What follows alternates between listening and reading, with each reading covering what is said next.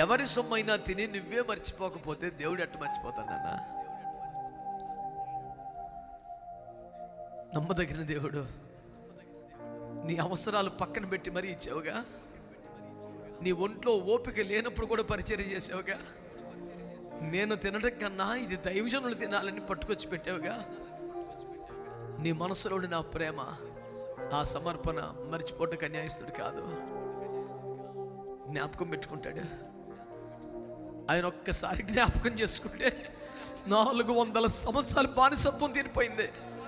ఒక్కసారి జ్ఞాపకం చేసుకుంటే హిజ్కియాకి ఆయుష్ పొడిగింది. ఒక్కసారి జ్ఞాపకం చేసుకుంటే శాంసన్ కోల్పోయిన బలం మరలా వచ్చేసింది.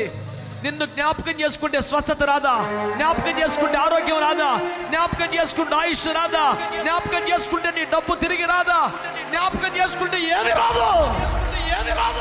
ఒక్కసారి జ్ఞాపకం చేసుకో ప్రభు.